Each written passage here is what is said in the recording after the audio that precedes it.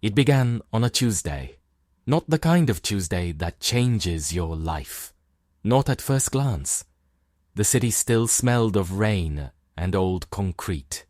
My coffee still tasted like burnt hope, and the office lights still buzzed like mechanical hornets above rows of tired faces. I was just another programmer at Helixsoft, a faceless tech giant with glass walls and no soul.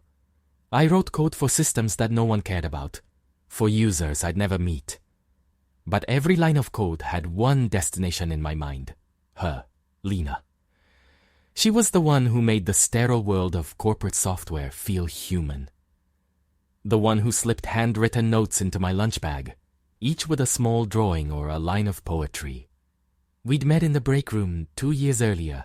She was a UX designer, all soft eyes and restless curiosity.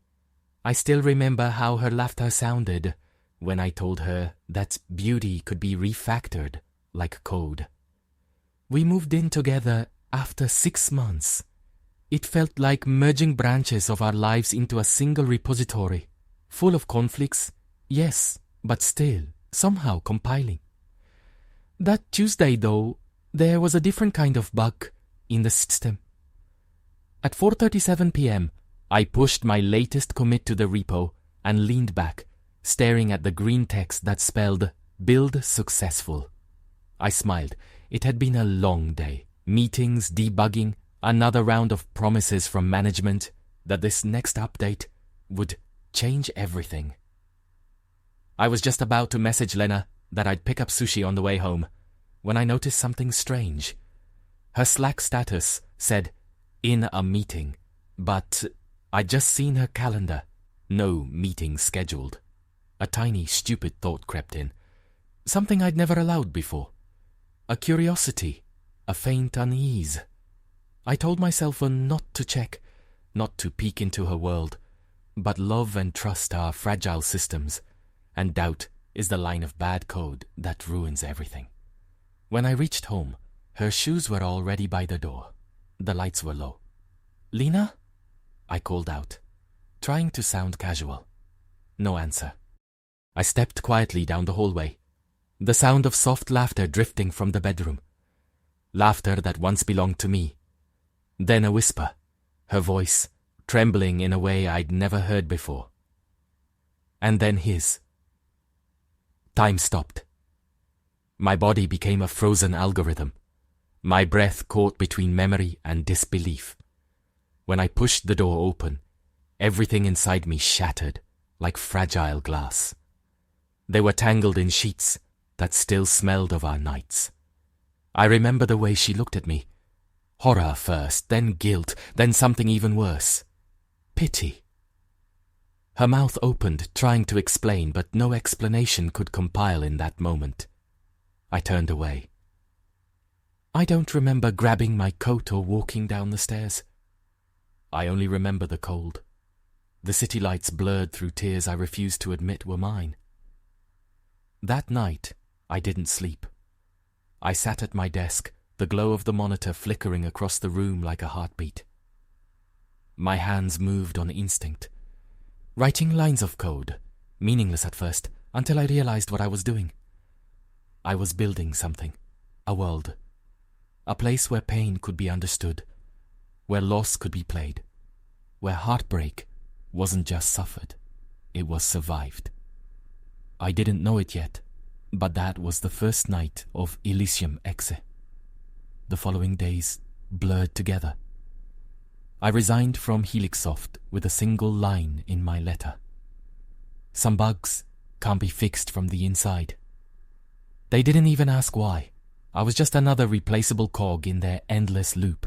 But I wasn't staying in that loop anymore. I poured everything, grief, anger, confusion, into the game. I called it a therapeutic experience in my notes, but in truth, it was a confession written in code.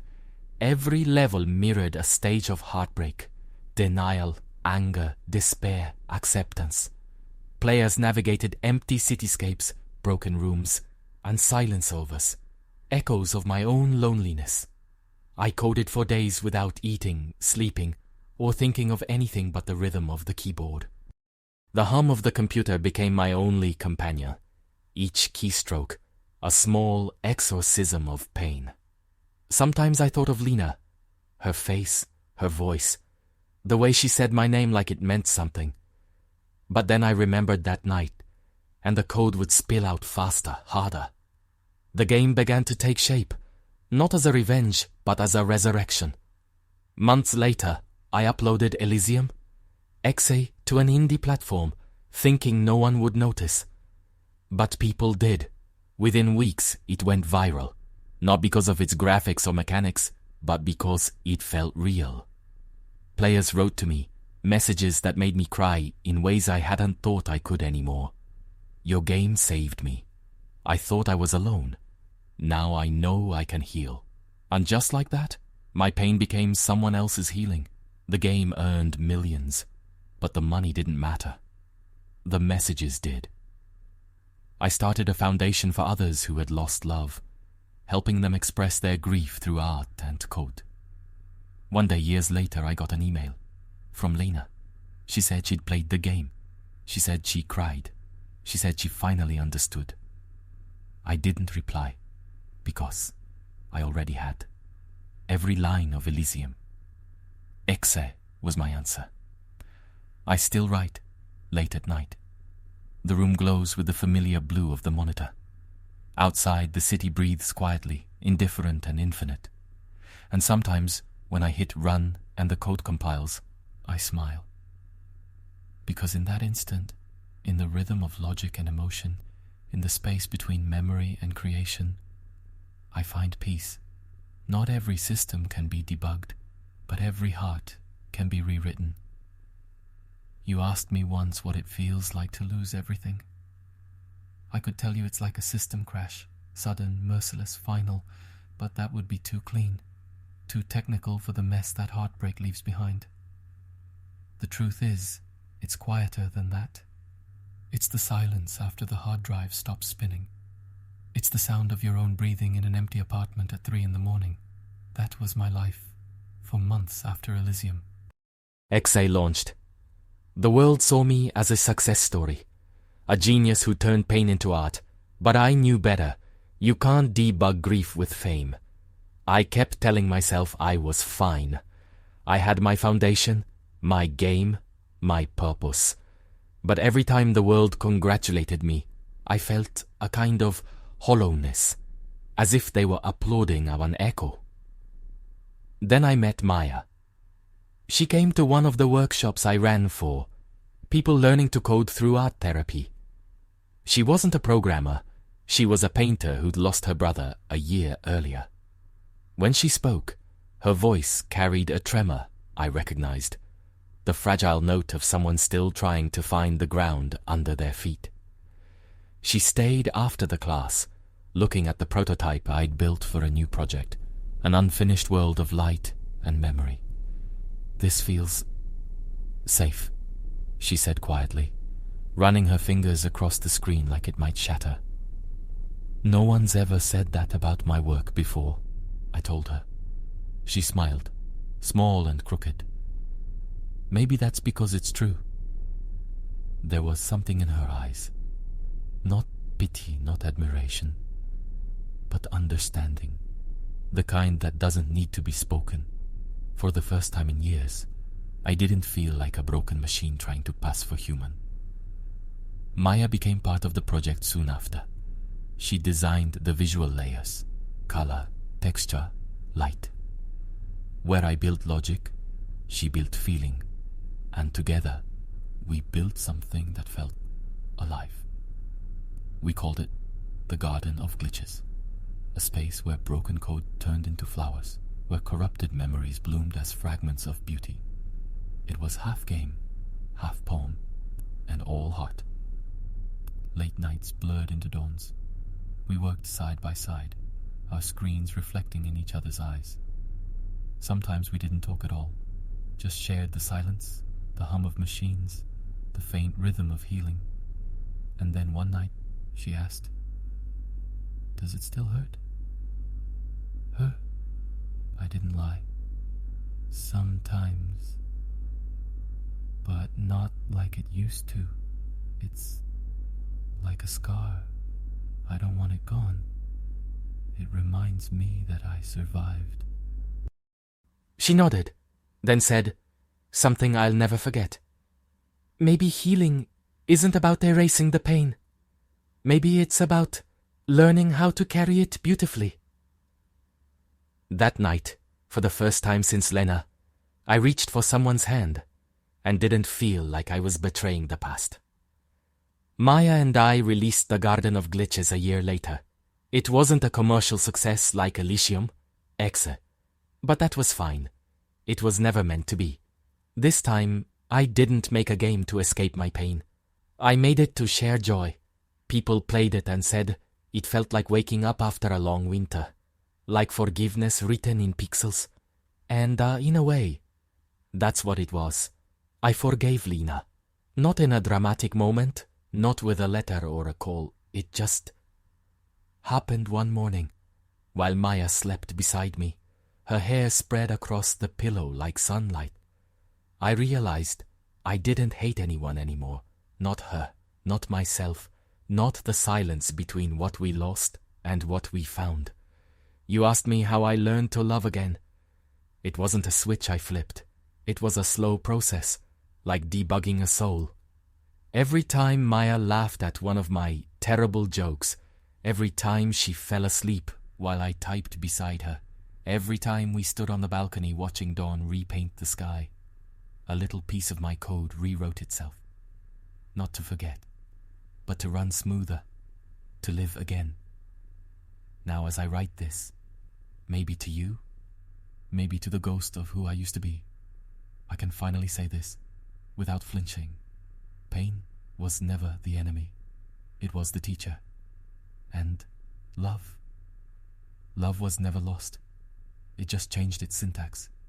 I never meant to build a company again. After Helixsoft, I swore I'd never walk through fluorescent hallways or attend meetings that killed the soul, one slide at a time. But Maya changed that. It started small. Just the two of us, a rented loft, and a handful of dreamers who believed games could mean more than entertainment. We called it Lighthouse. Because that's what we wanted to be. A signal in the dark. A place where people could find their way back to themselves. We hired artists, sound designers, therapists, and storytellers. Our walls were covered in sketches, bits of poetry, and strings of code taped like vines climbing towards something alive. Every project was personal. Every meeting began with one question. What does this story heal? It wasn't business. It was belief. Maya led with her heart. I led with my scars. Together. Somehow it worked. But success brings new kinds of storms. Investors came knocking, offering millions to scale, to franchise, to monetize emotional connection. The same language I once spoke in another life. I remember standing with Maya on the balcony one night. The city glittering below us like an old temptation. They'll own us if we say yes, I said. She leaned against me, eyes on the skyline. Then we say no. You're not afraid? She smiled. Of them? No. Of losing this? Yes. That's when I realized something. Love, real love, isn't about holding on. It's about protecting the space where both of you can breathe. But healing isn't a straight line, is it? Sometimes even happiness carries ghosts. There were nights when I'd wake up drenched in sweat, the past clawing its way back through dreams. Lena's face, that room, the sound of betrayal looping like bad code. Maya never pried. She'd just pull me close, whispering, "You're here now. Stay with me."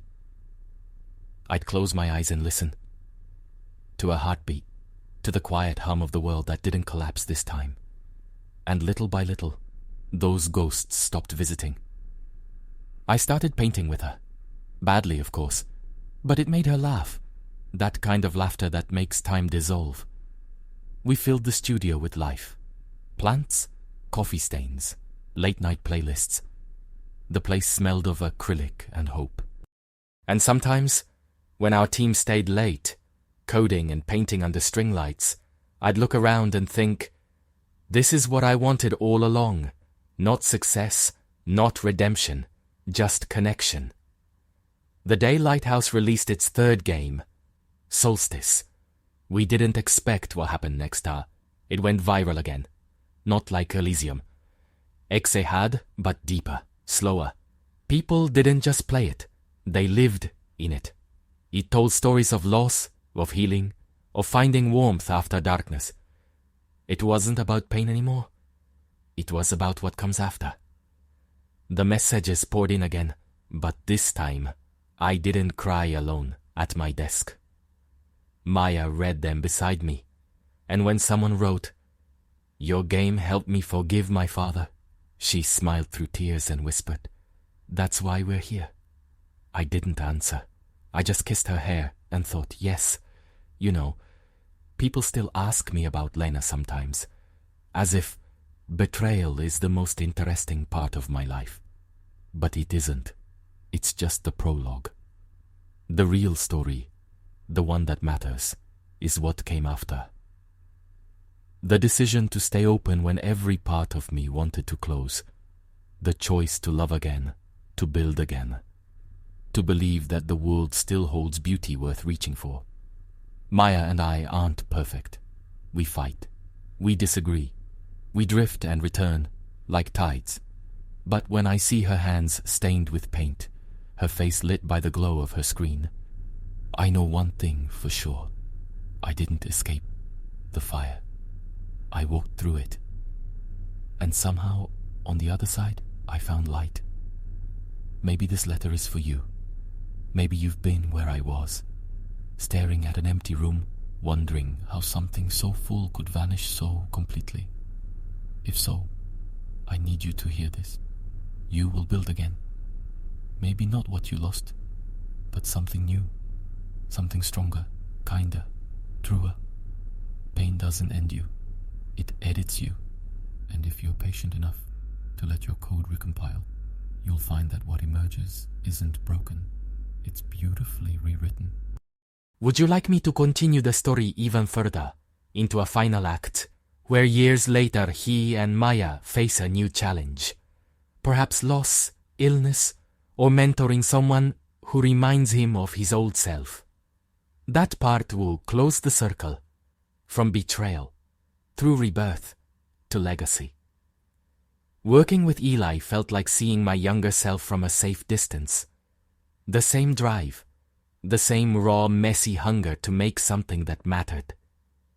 He'd come into my office late at night, talking about algorithms as metaphors for grief, about how code could mimic memory. One evening he asked, "Do you ever wish you could go back and change it? The betrayal, the pain?" I looked at him for a long time before answering. "No," I said. "If I changed it, I'd lose everything that came after. Maya? Lighthouse? You?" He nodded, quiet for a while, then whispered, "I hope I can learn to believe that someday." And I realized something. Every generation of creators carries the pain of the last, not to repeat it, but to rewrite it. Maya fell ill that winter. Nothing dramatic at first, a persistent cough, fatigue, small things that hide larger truths. Hospitals became our second home. White walls, quiet corridors, the beeping of machines that remind you how fragile everything really is. One night, she looked at me from her bed, the IV glowing softly beside her. "Promise me," she said, "that you'll keep building even if I can't." "Maya." "Promise." So I did. Not because I believed she would go, but because I knew love means keeping the code running, even when half of you wants to shut down. She recovered, slowly, painfully, but not completely. The illness left her weaker, her days smaller, but her spirit never diminished. We stopped talking about deadlines and launches. We talked about gardens, about quiet, about teaching others how to build worlds that heal. The last project I ever built was a collaboration between the three of us, Maya, Eli, and me. We called it Inheritance. There. A living simulation where the world evolves from the emotional choices of the player. Love, loss, forgiveness, resilience. Every decision changed the environment. Trees grew from sorrow, rivers flowed from kindness. It wasn't a game so much as a mirror. When we launched it, we didn't announce it with fanfare. We just released it quietly into the world. No trailers, no press, just a note. To anyone who's ever lost something and found themselves instead. It spread slowly, beautifully, like light through fog. Players didn't just play it, they wrote to us again. And in their messages, I saw proof that what we built mattered. That maybe, just maybe, our pain had become someone else's map home. I'm writing this from our garden by the sea. Maya's painting beside me. Slow, deliberate strokes. Eli's working inside, probably rewriting one of my old modules and cursing my ancient code style. The waves crash outside, steady as breath. Sometimes I think back to that night, the one that started it all. The betrayal, the leaving, the emptiness. It's strange. It doesn't hurt anymore. It's just part of the story. A line of code that had to break so a new function could begin. If you've read this far, if you're listening, then maybe this is for you too. Maybe you're somewhere in that darkness now, wondering if you'll ever feel whole again. You will. You'll rewrite yourself. You'll compile again. And one day, without even noticing, you'll run. Not perfectly, not forever, but beautifully. Because love, in the end, is not what we lose. It's what we learn to keep.